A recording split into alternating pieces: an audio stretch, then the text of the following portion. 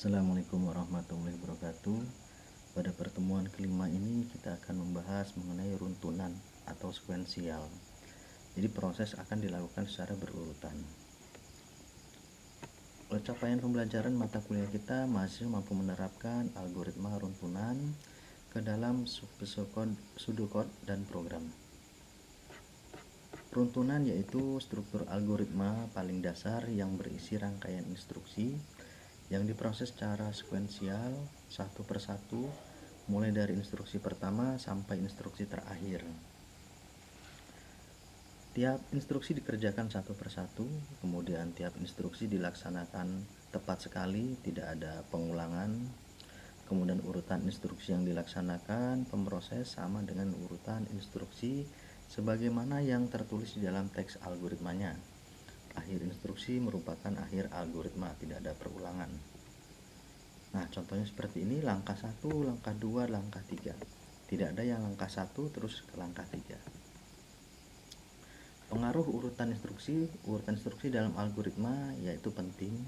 Urutan instruksi menunjukkan urutan logik penyelesaian masalahnya. Urutan instruksi yang berbeda mungkin tidak ada pengaruh terhadap solusi persoalan, tetapi mungkin juga menghasilkan keluaran yang berbeda tergantung pada masalahnya. Nah, ini contoh urutan instruksi yang berbeda tetapi tidak mempunyai pengaruh hasilnya. Contohnya deklarasi nilai A, B, C, dan D itu tipenya integer. Kita baca nilai A, nilai B. Kemudian nilai C yaitu bernilai A tambah B. Kemudian nilai D, A kali B.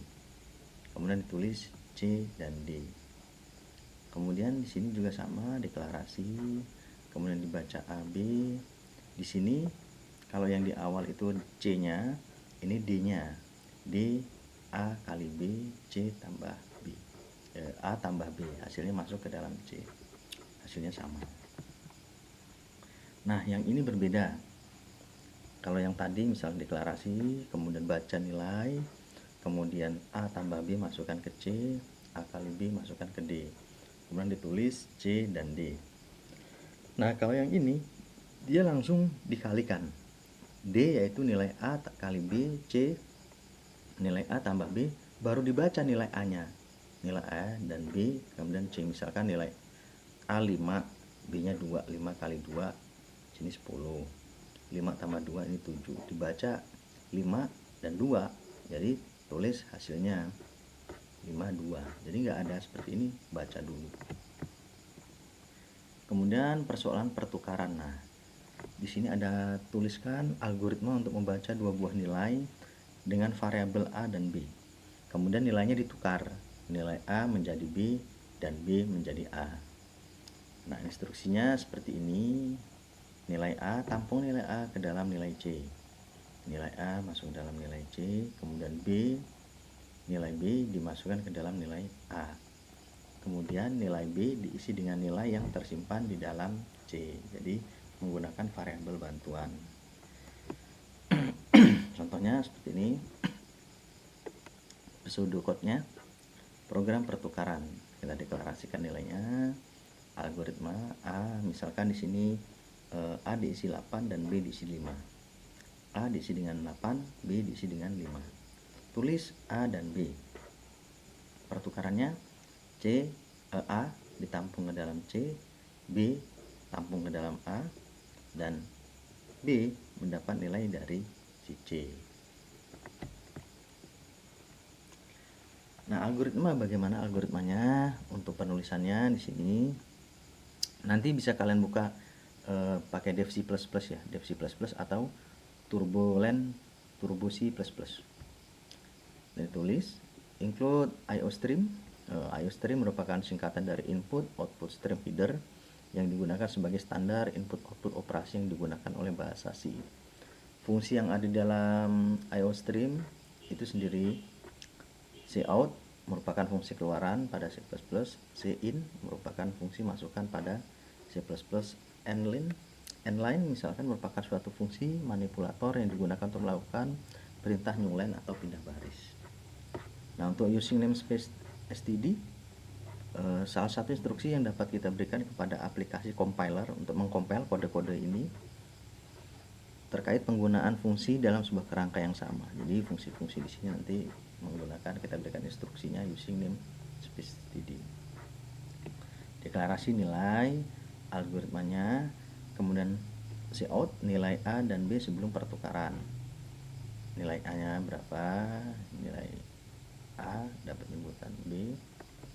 Kita cetak dulu sebelum pertukaran ya, untuk melihat terjadinya. Misalkan nilai A berapa, 8, B 5. Kemudian di sini proses pertukarannya. C sama dengan A, tampung nilai A ke dalam C. A sama dengan B, nilai B dapat dimasukkan ke dalam variabel A. B diisi dengan nilai C yang tersimpan di dalam C. Kemudian cetak nilai A dan B setelah pertukaran menggunakan cout. Ini nanti di enter ya, cout nilai A dan B setelah pertukaran, titik koma, kemudian cout, ini enter juga di sini. A sama dengan B, endline, cout kurang dari B. Nah, kalau kalian lihat untuk nilai cout ada tanda panah ke sini ya. Berbeda dengan C input, dia panahnya ke kanan. Nanti akan kita lihat. Nah, kalau yang tadi menggunakan variabel bantuan, sekarang bagaimana jika tidak menggunakan variabel bantuan atau variabel tambahan? Kita hanya menggunakan dua buah variabel A dan B. Kalau tadi menggunakan C, ini menggunakan A dan B. Algoritmanya A diisi dengan 8, B diisi mula-mula diisi dengan 5. Mencetak, nah algoritmanya A ditambah B mula-mula, A tambah B, 8 tambah 5 jadi 13. Nilai A adalah 13. Nilai B, A dikurang B, jadi nilai B itu 13 dikurang 5 jadi 8. Jadi nilai B adalah 8. Kemudian nilai A yaitu karena A tadi nilainya 13, jadi 13 dikurang 8 jadi 5. Jadi tercetak 8 dan 5. Nah, dari yang program pseudocode, coba kalian buat translasi algoritma ke kode program C++ seperti contoh yang ini ya. Kalian buat. Kemudian menghitung gaji karyawan. Suatu perusahaan mempunyai sebanyak N orang karyawan dengan asumsi penggajian sebagai berikut. Gaji tiap karyawan jumlahnya sama. Gaji karyawan dihitung dengan cara gaji pokok ditambah tunjangan dikurangi pajak. Pajaknya itu sebesar 15% dari gaji pokok setelah ditambah tunjangan. Tunjangan dapat dari perusahaan adalah 20%. Dan gaji pokok bisa berubah tergantung kebijakan dari perusahaannya.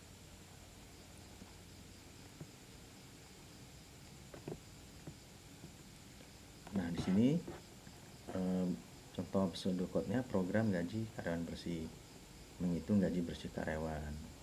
Data masukan adalah nama karyawan dan gaji pokok bulanan. Gaji bersih, gaji pokok tambah tunjangan dikurangi pajak. Tunjangan yaitu 20% dari gaji pokok. Sedangkan pajak adalah 15% dari gaji pokok.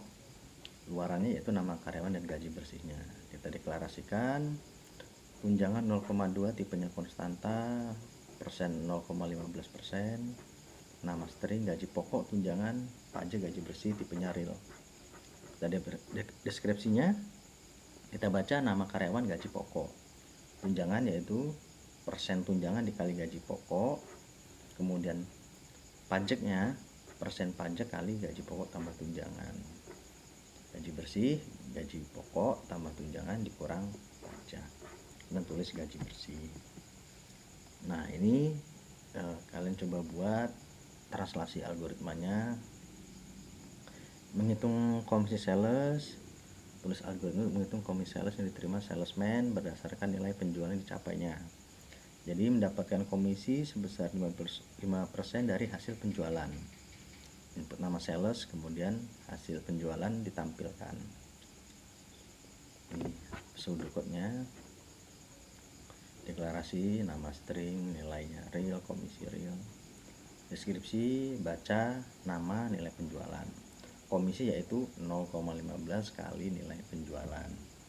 tulis nama komisi. Jadi misalkan dapat komisi 1 juta, 1 juta kali 0,5 berapa, buat ke algoritma C++.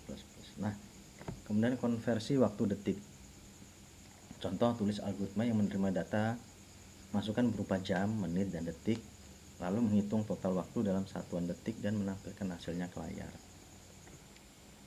Nah, ini penyelesaiannya seperti masalah menghitung tengah. Kita menggunakan tipe terstruktur jam. Tipenya jam, record, hours, integer, minutes, integer, second, tipenya integer. Program konversi ke detik, dibaca jam, menit, detik, kita deklarasikan. Nah, ini contoh programnya ya, codingannya, translasi algoritma ke kode program C++. Kita deklarasikan long integer itu hours, long integer minutes, long integer second, kemudian jam, long integer total detik. Nah, kalau cout dia ada tanda panahnya ke sini kiri, kalau si input dia ke kanan, untuk membedakan inputan dan outputan. Nah, nanti dia dikali 3600 ya, tambah minutes, tambah second, kemudian total detiknya dapat. Kemudian menghitung pecahan nilai uang.